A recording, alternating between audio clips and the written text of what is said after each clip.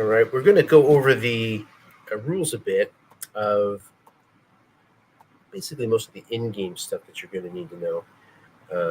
So we'll just sort of walk through some bits of the Constitution and hit the big stuff. So I just highlighted a few things here. Important for you to know. Member conduct. So at no time will poor conduct be tolerated. Poor conduct includes but is limited to swearing, threats, verbal abuse, unethical trading, slow play, intentional illegal player changes, healing players, and or the consistent use of illegal formations during the game. Conduct issues will be dealt with swiftly and harshly. Again, participation in SFAL is a privilege, not a right. Don't abuse your privilege. So all that should really not be needed to be said, but it's in the charter. And if I've learned anything so far, there's a lot of not reading of the charter. I get that. And if you did read it, there's a good chance that you're in other leagues and you sort of get confused on rules. So let's go on with a few other ones. If you need to cancel a game, then give your opponent notice at least 2 hours ahead, and also give the league notice via Slack. If you can't give 2 notice, then do your best, but definitely still provide notice no later than 15 minutes after scheduled kickoff, and also explain why you couldn't give 2 hours notice. Okay. For those that have repeat problems with giving the 2 hours notice, your status will be reviewed. Obviously, we don't want to put our members in a position to carve out time out of their lives and then have a no-show.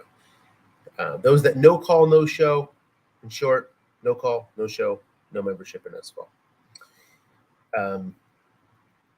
So scheduling. So this is a bit different than other leagues. When your game is scheduled, at that point, you need to go on Slack and tell the league when it's scheduled. There'll be a scheduled games channel in Slack. Ideally, it's a day ahead of time. I know how it goes. Sometimes you just look for a pickup game and you get it. But as soon as you can, as soon as you know you're going to play the game, make sure you post it up on Slack. If all your games are pickup games, that'll be a problem. But for the most part, we want to show that people will let people know ahead of time when the games are going to be played. Again, ideally at least a day ahead. And this is so that we can plan on broadcasting, and so we can plan on watching. We like participants watching. We like broadcasts. It just makes the league a lot more fun when we get to know the teams, get to know the owners, get to know everybody, instead of it being shrouded in mystery. When you have more transparency, just more action to see, it's just more fun. Except in the playoffs, though, you don't have to schedule a game at any certain time. Okay, you can schedule it whenever you and your opponent want to schedule it. Christmas Eve, 3 a.m., go ahead. But just let us know ahead of time. And anybody wants to show up at Christmas Eve, 3 a.m., they can do it. But you don't have to cater the time to any particular day of week, etc., except the playoffs, when we will sort of make that a collaborative effort to make sure that spectators can watch. In short, we like broadcasts, encourage others to do it too. It's a big part of what we do and enriches the experience. If you want to be an SFAL, you gotta like that. Some coaches are shy about it. Some coaches don't want to be seen for whatever reason. I don't know. But whatever the reason is, doesn't work here. Next, games that are out of hand. So this is also a little bit different than most other leagues. So if the game's out of hand, one coach can ask the other for mercy. If the coach grants mercy, then you're both running very generic offenses. Okay. You're only on offense at that point. You can only run or throw a flat look in.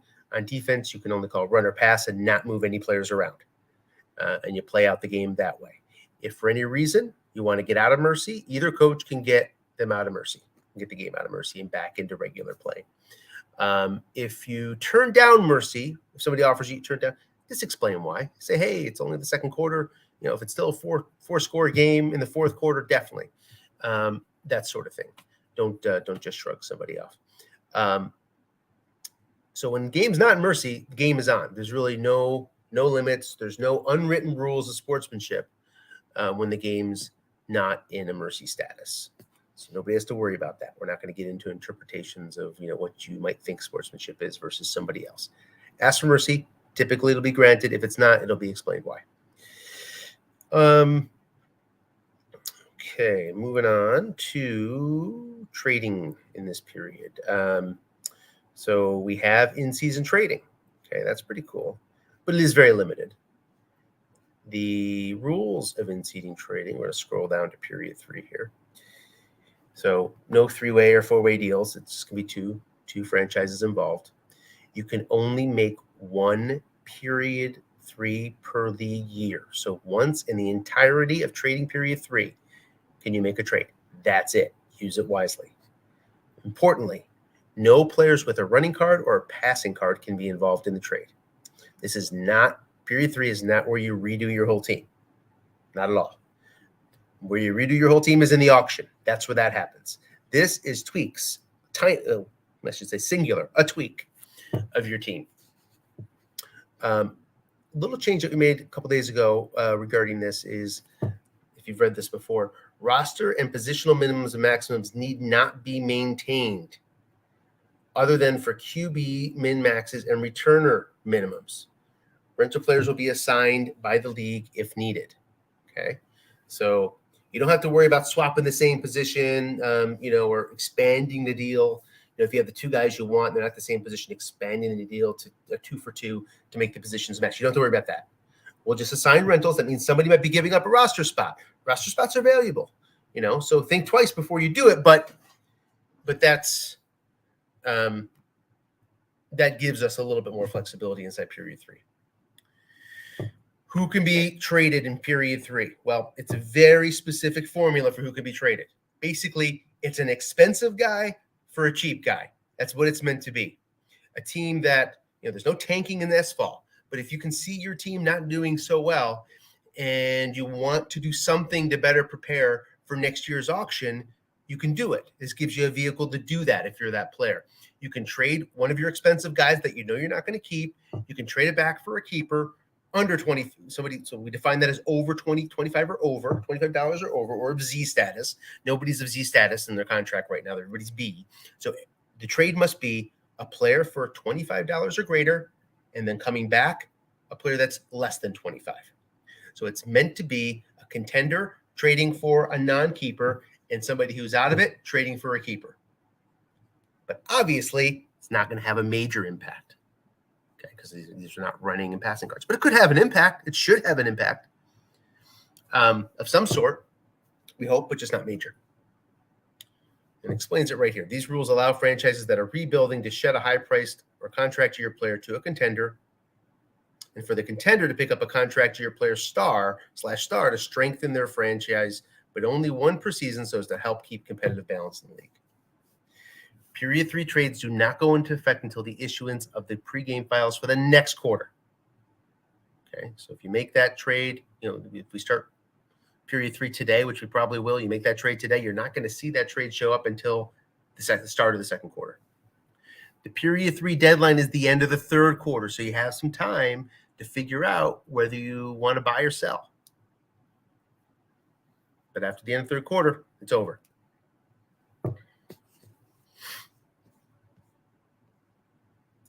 Okay, defensive declarations. Along those lines, you might make a trade and you might want to change your formation. I noticed a lot of you guys, chose a formation. You could have gone the other way. I think in one case, somebody could have got a better rating if they went with a different formation, decided not to for good reasons. It's not a critique, but you may decide, well, this isn't working out for me. I want to try 3-4 or 4-3, whichever one you're not doing now. And you may just try that because you feel like it. But you also may want to do that because your ratings might change depending on whether you make a trade or not. I know there's a couple coaches out there that were one player away, somewhat low-rated player away from getting an upgrade on D. If that's you, you might seriously be looking at an in-season trade if you're doing well and give up a keeper to get a better rating for the stretch run in playoffs. At the end of every quarter, You have to make that declaration to start the following quarter if you want to change. Once the quarter ends, that's the deadline. You can't make it after that point. And then we do that every quarter. League rules. So I think all of you are familiar with this, but we're going to run through them again because I do get a lot of questions about overuse and things. So we have penalties off. There's no player overusage, right? Overusage is the 10%, 50%, et cetera, overuse that's typically used in stock leagues. That part of overusage, that particular rule of overusage, we do not use, as most draft leagues don't. We don't require a quarterback to start who started in real life because we're a draft league. We don't have quarterback overusage, similar to player overusage. We do have running back fatigue. So you'll see your your halfbacks, your running backs, even your quarterback will say X amount of carries until they're fatigued. Then once they hit that threshold, let's say it's 15, once they get their 15th carry, then they're going to have a little halo around them. That means they're -1 in their yards. Look at the Stratomatic football rule to tell you exactly the implications of running back fatigue, okay? And what that means. I'm not going to explain it all here. Just know that it's on.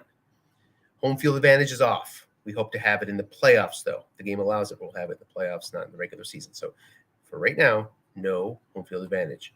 Linebacker containment is on. That means third and fourth down containment. Again, refer to the Stratomatic football rules for exactly what that means. The answer for us is yes, it is on. Low usage running back containment. Yes, for the low usage guys, I think that's under 68 carries, they have a limitation on the white die that limits them to their average. We have this turned on. Again, refer to the Stratomatic football rules for exactly what that means and its implications. Do note that it does kind of change depending on the scoring of the game. Stratomatic changes it. It can let you sort of turn those rules off if the game is sort of out of hand. Again, refer to those rules. We use individualized fumble ratings. So your defensive cards, the defensive cards don't matter. All that matters is the running back and your defensive call, whether it's right, wrong, or keyed, affects the ball carrier's fumble rating. And that is based on the individual performance for that individual. Do not allow exceeding longest run. That is turned on. So if your guy has a long of 20, that's as long as he'll go. If he hits, it'll limit it. Do not allow exceeding reception. The longest reception, that is also turned on. So if you hit a long gain, on a dump off, and your guy has a 19 yards long, nope, you're not going to get that 70-yard gain or whatever. You're going to get that 19-yard gain instead. Exhaustion running backs will get injured. Yeah, those that are fatigued will tend to get more injured. Remember, injuries, though, are only a max of same game. QBs can also get injured. Use split defensive ratings. Yes, that means you're the run rating and the pass rating for linebackers and defensive backs. Dump off rule is on. Updated sack rule is on. Everybody's sort of used to that. In-game rest system, no. So there's no automatic rotation of players. Emphasize 6-rated linebackers. Yes, that is on. So a linebacker of a 6 in zone, among a few other things, does not get the 4s and the 5s will get no linebackers in zone on flat passes and look-in passes. We'll have the great player impact rule off. We have looser substitution restrictions. Yes, the answer is yes. This is a change. It's not a change. We've always had the same intent. We just had the typo in here that it was no. This was always correct. The right cornerback can play the left cornerback, etc. So no change from how you've been operating all along here. And keep that in mind. Keep that in mind as you do your coach files and your substitutions in game. That you have a lot of flexibility there. Not total flexibility, as explained in the email to you a couple of days ago about the coach file. Empty flat pass equals guessed wrong. Yep, that's turned on. Variable field goal rules. Yes, that's on. QB end run limits. Yes, they're limited. Depends on the quarterback. We are not using actual team interceptions. We are not using historical team pace. We have variable pass interference on, and we do not consider flags as runs, so that's no. And we do have yak on, as you all know. And then injuries, yes, single game only. We're using the current rules.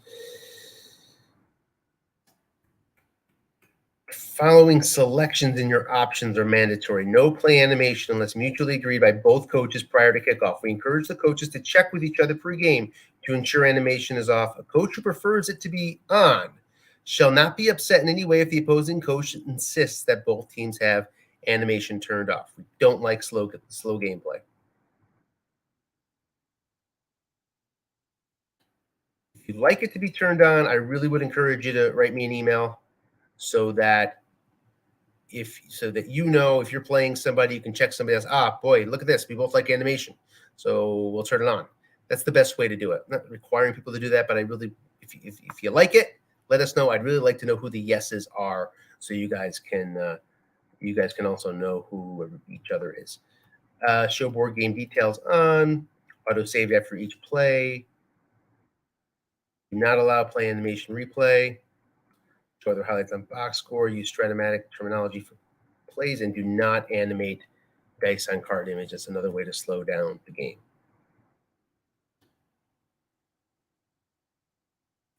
Your dice image can show up, but it just has to be set at fastest. So maybe that needs a little bit of tweak and wording here. Is set to fastest setting. I think that's what's technically correct there. Okay. All right, moving on.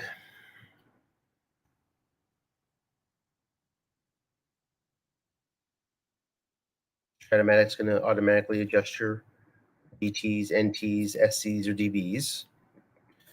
You're all familiar with that. The game does that automatically. House rules, we try to limit them. We try not to have many. There are no formation or blitzing restrictions. You can play any formation at any time. You can blitz at any time. You do not, if you've declared a 4-3, you do not have to play 4-3. You can play 3-4 if you want to. Beware the game-driven penalties for making these switches. Overall, we want you to get creative on defense. Go for it. QB1s have to be on your depth chart ahead of QB2s. QB1s are defined as 100 or more pass attempts. There is a blowout exception. Not used very often, so I won't even bother reading it.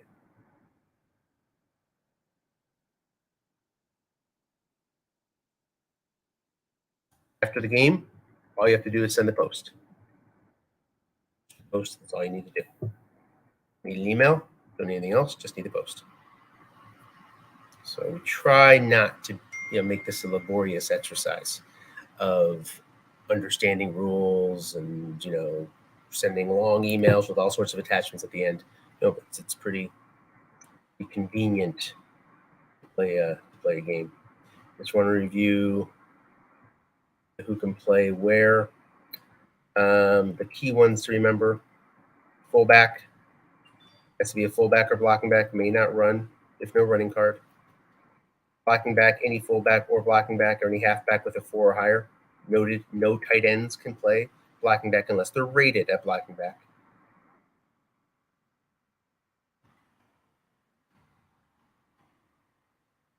And I think that's all you need to know of the important stuff. Okay, hope that's helpful. Hopefully we'll have these pre-files out soon and we can start the season hopefully today. Thanks for watching.